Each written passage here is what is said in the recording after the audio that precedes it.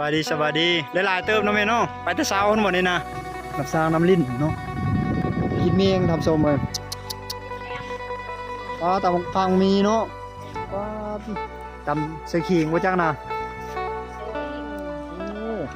ใส่กิ่งใช้มะเพชรเสียบคักเนาะนี่เนาะโอ้ตัวจานน้ำลายแตกบัญญาใช้กับปิดไว้ใบแขมเนาะเด็ดๆอันนี้ข้างนี้มันแห้งไว้เนาะ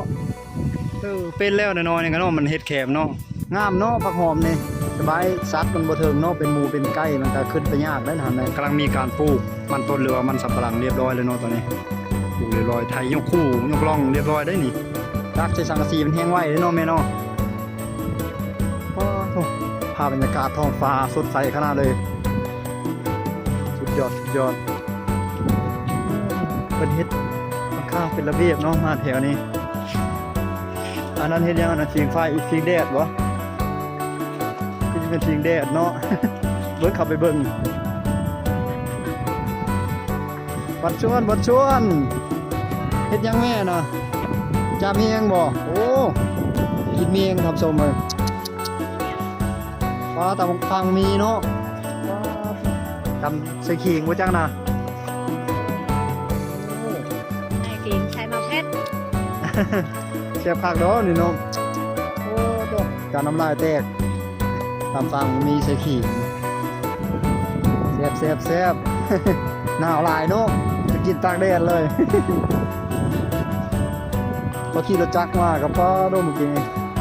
ลมมานั่นขอบใจด้วยขอบใจ แถวนี้เพิ่นปลูกต้นกระบองเพชรหลายเนาะเพิ่นเห็นหัวเพิ่นครับสมโอ้ขับรถว่านี่แต่นี้มีแต่เข็มเนาะทำสมป้าใบดีโอ้ใบเข็มเนาะ ได้หลายเติมรู้ว่าปีนี้โธ่กินเมียงน้ำเนาะเมียงยังมักซานนี่เนาะยอปลิ้นบ่ยอปโล่งแค่นี้เนาะปัดแถวอันจุ่มมันเจียกตู้มันยอปลิ้นนะครับคักเลยตามเจียวขิงเนาะเจียวขิงคักคุยป้าโธ่ใจแข็งเป็นยังคือติดหน้าผากบ่สบายวะอากาศหนาวเนาะ2-3 มื้อมันนี่หนาวแห้งตาเลยขณะกระตากติ่มอยู่ของเจ้ามันวายของแค่หลังนั้นแต่มันเนาะว่าแถวนั้นนั่นทางบทชิปูมันต้นแล้วแถวนั้นเนาะ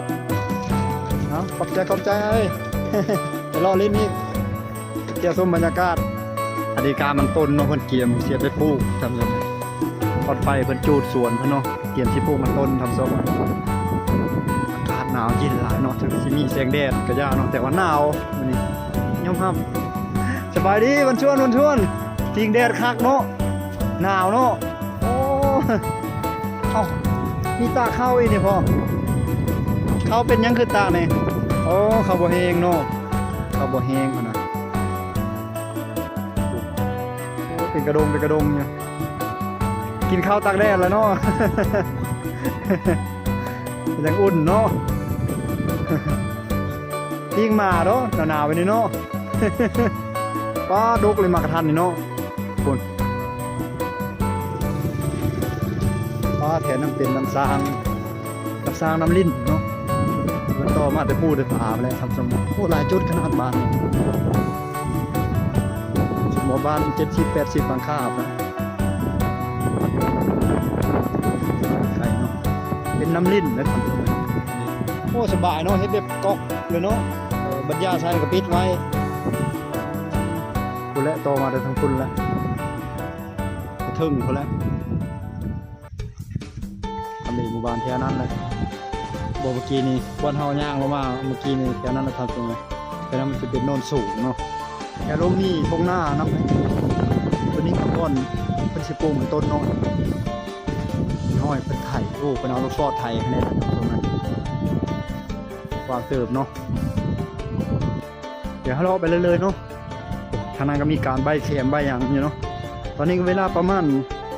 13:30 นาทีประมาณนี้แหละตรงๆบายปล่อยคำยำแรงแล้วมาทางไหนนี่นะทางทุกเนาะ เจ้ามาแต่กลางบ้านยางมาแต่บ้านไตเต็มอยู่แถวหน้าบ้านเพิ่นสร้างดีเนาะครับทุกคนขุดแค่หลังคากระตากเลยแขนมันส่วนสบายดีติมื้อนี้บ่ได้ไปบ่มื้อนี้แม่ลูกไปเนาะสบายตากเนาะเฮ็ดเป็นมัดนี่อันนั้นเลี้ยงยังแม่นะฮะเนาะเลี้ยงเป็ดบ่ใส่นั้น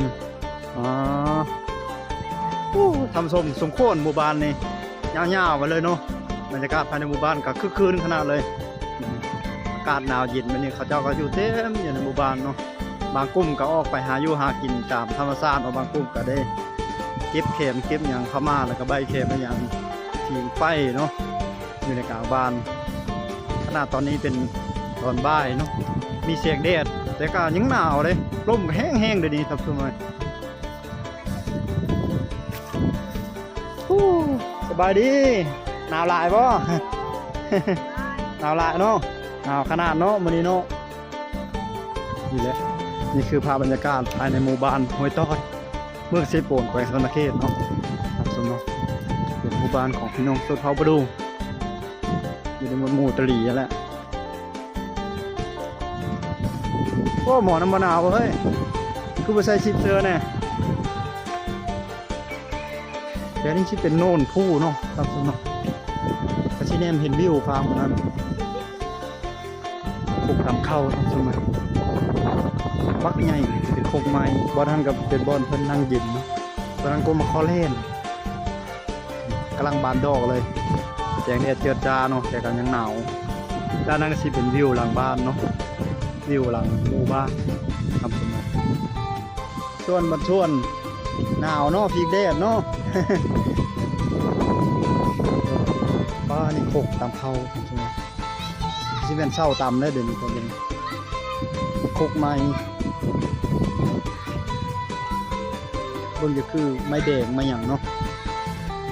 เป็นโคกที่มั่งครับที่มั่งเนาะประเทศปูนใช่ไหมเอาไว้ตำข้าวตำน้ำนี่คือซากเนาะบักไงสบายตำโนนใส่แล้วไว้อยู่นี่ก็มีคือกันคกตำข้าวทำสมัยแต่ว่าเป็นคกปูนเนาะเขาเจ้าตำแล้วเขาเจ้านอนไว้ยัดเป็ดยันไก่ขี้ใส่นะนั่นก็เป็นกองฟืนเนาะเพิ่นหาไว้เพิ่นกองไว้กามันต้นหรือว่าพันมันต้นพันมันสับปะหลังนะครับชมเพิ่นเกี่ยมสิไปปลูกอยู่ให้อยู่สวนเพิ่นกำลังกาเกี่ยมดินแล้วได้ช่วงนี้เลยบางครอบครัวก็ปลูกสำเร็จแล้วสบายดีผู้สาววะน่ะ ผู้สาวว่าอยู่ในเฮือนน่ะบ่แม่ผู้สาวน้อยเนาะสบายดีแม่เอ้ย สบายดีใบแขมเนาะ แดดอันนี้ข้างนี้มันแห้งไว้เนาะแดดลมเนี่ยแห้งไว้เลยแต่สิได้หนาวเนาะหนาวหลายอยู่หลังคาเฮือนก็ตากเต็มแล้วเนาะได้หลายเนาะข้างเฮือนก็ของแม่บอลตากอยู่แล้วเนาะอ๋อตากใช้สังกะสีมันแห้งไว้เลยเนาะแม่เนาะปลาดิงามเนาะผักหอมนี่หอมลาบหอมเสริมนี่บ่ายเนาะ สบายซัดมันบ่เทิงเนาะเป็นหมูเป็นไก่มันก็ขึ้นไปยากได้นะไหมขอบใจเด้อแม่เด้อที่สวนหลังบ้านเพิ่นกำลังมีการปลูกมันต้นเรือมันสำปะหลังเรียบร้อยเลยเนาะตอนนี้ปลูกเรียบร้อยไทยยกคู่ยกล่องเรียบร้อยได้นี่เพิ่นปลูกสำเร็จเรียบร้อยหญ้าไปข้างบนเลยสวนเพิ่นว่าคกตำเข้าเพิ่นเอาไม้ได้เฮ็ดตามสมัยเป็นแล้วน้อยๆนี่ก็เนาะมันเฮ็ดแคมเนาะใบแคมอีนางนอนเป็นแล้วได้ทันตรงสบายดีได้หลายเติมเนาะแม่เนาะไปแต่เช้าคนหมดนี่นะโอ้ได้ละ20 โลนี่เนาะได้ละ20 กิโลกรัมนี่เท่าโดยโท